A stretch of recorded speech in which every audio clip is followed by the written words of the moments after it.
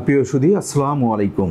আমি doctor Mohammad Abdul Mannan, senior প্রভাষক, Manikganj homeopathic medical college, senior consultant, homeopathic foundation hospital, Kazipara, Mirpur, Dhaka.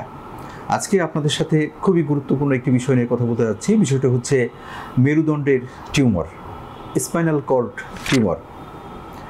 আমাদের শরীরে অনেক জায়গায় টিউমার হয়ে থাকে। ঠিক একইভাবে আমাদের যে স্পাইনাল কর্ড রয়েছে, বা এক কথায় যদি বলি আমাদের যে মেরুদণ্ড রয়েছে, এখানেও কিন্তু টিউমার হয়ে থাকে। আজ এই বিষয়টা নিয়েই খুবই সংক্ষিপ্তভাবে কথা বলতে যাচ্ছি। আমাদের যে মেরুদণ্ড, এর দুটো পার্ট রয়েছে। একটা বনি পার্ট, অর্থাৎ একটা শক্ত আবরণী থাকে, এবং শক্ত আবরণীর ভিতরে থাকে যেটাকে স্পাইনাল কর্ড বলা হয়, তারপরে স্নায়ু রজ্জু বলে আর কি। এই স্পাইনাল কর্ডেও টিউমার হতে পারে, বা একইভাবে এই যে বনি পার্ট যেটা রয়েছে সেখানেও টিউমার হতে পারে। এই যে ব্যাপারটা, অর্থাৎ আমাদের মেরুদণ্ডে বা স্পাইনাল কর্ডে যদি টিউমার হয় সেটাকে স্পাইনাল কর্ড টিউমার বলে। এখন এই যে স্পাইনাল কর্ড টিউমার, এটা আবার দুরকম হতে পারে। একটা হচ্ছে প্রাইমারি স্পাইনাল কর্ড টিউমার, আর একটা হচ্ছে সেকেন্ডারি স্পাইনাল কর্ড টিউমার। এখন প্রাইমারি স্পাইনাল কর্ড টিউমারটা কি? যদি এটা সরাসরি যদি এর অরিজিন, অর্থাৎ এর উৎপত্তি এই স্পাইনাল কর্ডে হয় এবং এখানেই এটা অবস্থান করে, তাহলে এটাকে প্রাইমারি স্পাইনাল কর্ড টিউমার বলা হয়।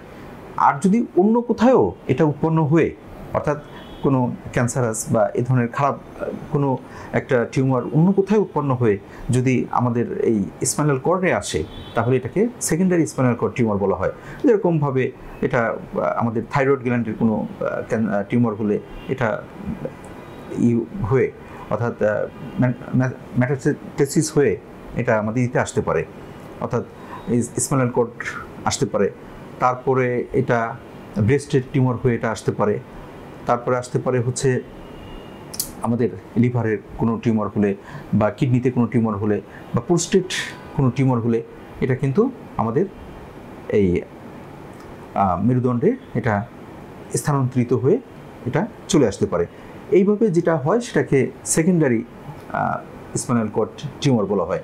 এখন এই যে মেরুদণ্ডের টিউমার, এই মেরুদণ্ডের টিউমারের কারণ কি কী কারণে এটা হয়ে থাকে?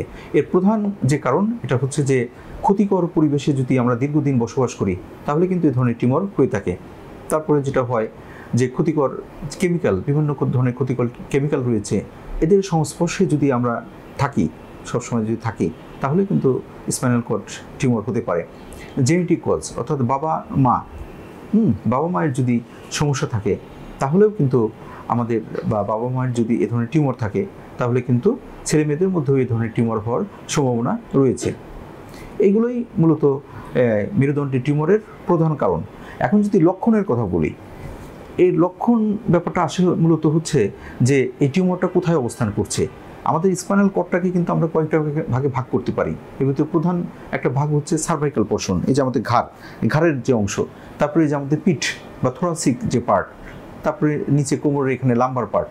এই বিভিন্ন অংশ অনুযায়ী এর সিমটমসটা একটু ভ্যারি করে। এর ভিতরে যদি এই টিউমারটা যদি আমাদের ঘাড়ে হয়, তাহলে কি হবে? এই যে আমাদের দুটো হাত রয়েছে, দুটো পা রয়েছে, এর প্রত্যেকটা 4 হাত পায়ে এর প্রভাব পড়বে। অর্থাৎ মূলত এগুলো হাত পাগুলো অবশ হয়ে যাবে, তারপরে ঝিনঝিন করবে, সবসময় ব্যথা করবে। তারপরে যেটা হয় যে এই যে বাথরুম বা প্রস্রাব, এগুলোর যে একটা কন্ট্রোলিং অ্যাবিলিটি, এটা পর্যন্ত নষ্ট হয়ে যায় যদি এই সার্ভাইকাল পোর্শনে টিউমার হয়। ঠিক একইভাবে যদি আমাদের হয়, পিঠে বলতে আমাদের থোরাসিক পোর্শনে যদি টিউমার হয় স্পাইনাল কর্ডের, তাহলেও দেখা যাচ্ছে যে হাতের সমস্যা হবে না, এই ক্ষেত্রে হাতের সমস্যা হবে না, কিন্তু আমাদের পায়ের সমস্যা হবে, পা ঝিনঝিন করবে, পা অবশ হয়ে যাবে, পা ব্যথা করবে। ঠিক একইভাবে এই যে প্রস্রাব পায়খানা, এগুলোতেও কিন্তু যে কন্ট্রোলিং যে অ্যাবিলিটিটা নষ্ট হয়ে যাবে। আবার একইভাবে যদি কোমরে যদি এই টিউমারটা হয়, তাহলে যেটা দেখা যাবে যে এই আমাদের পায়ে সমস্যা হবে, পায়ে ব্যথা হবে। প্রথমত কোমরে ব্যথা হবে, তারপরে কি হবে, একটা পায়ে বা পায়ের আঙ্গুলগুলোতে ঝিনঝিন করবে, অবশ লাগবে। মূল কথা প্যারালাইটিক যে কন্ডিশন, এরকম অবস্থা হয়ে যাবে। যদি টিউমারটা বেশ বড় হয়, তাহলে দেখা যাচ্ছে দুটো পায়েই এ ধরনের সমস্যা হতে পারে এবং একই সাথে যে যে প্রস্রাব, তারপরে বাথরুম, এগুলোও কিন্তু একটা কন্ট্রোলিং যে ক্ষমতা, এটাও নষ্ট হয়ে যাবে। এইভাবে দেখা যাচ্ছে যে মেরুদণ্ডের যে অংশের টিউমারটা হয়েছে তার উপর ভিত্তি করে আমরা কিন্তু এই ধরনের বিভিন্ন ধরনের সিমটমস পেয়ে থাকি। ইনশর্ট, খুব সংক্ষিপ্তভাবে এই মেরুদণ্ডের টিউমার ব্যাপারগুলো আমি বললাম। এখন যদি আমি চিকিৎসার কথা বলি, মেরুদণ্ডের টিউমার বা স্পাইনাল কর্ড টিউমারের চিকিৎসার কথা বলি, তাহলে অন্যান্য টিউমারের মতো আমাদের হোমিওপ্যাথিতে আমরা টিউমারের বেশ ভালো চিকিৎসা রয়েছে।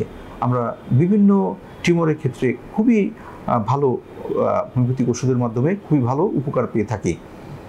অসংখ্য টিউমার বিভিন্ন ক্ষেত্রে বিভিন্ন জায়গায়, আমরা যদি মেয়েদের টিউমারের কথা বলি, যে ব্রেস্টের টিউমার বা জরায়ুর টিউমার বা শরীরের অন্যান্য যে টিউমারগুলো রয়েছে, প্রত্যেকটা টিউমারের ক্ষেত্রে হোমিওপ্যাথিক ওষুধ যথেষ্ট ভালো কাজ করে। ঠিক একইভাবে স্পাইনাল কর্ডের টিউমারের ক্ষেত্রেও কিন্তু হোমিওপ্যাথিক ওষুধ যথেষ্ট ভালো এর কার্যকারিতা রয়েছে।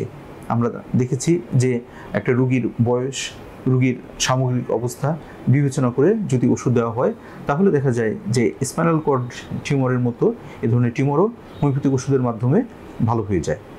এবং এর জন্য একটু সময় ব্যাপার, অন্তত 6 মাস থেকে 1 বছরও লাগতে পারে এ ধরনের চিকিৎসা করতে হয়। আবার কারো কারো আছে যে অল্প সময়ের মধ্যেও কিন্তু ওষুধের মাধ্যমে ভালো হয়ে যায়। তাহলে বন্ধুরা, আজকে এই পর্যন্তই। আপনারা ভালো থাকুন, সুন্দর থাকুন। আল্লাহ হাফিজ।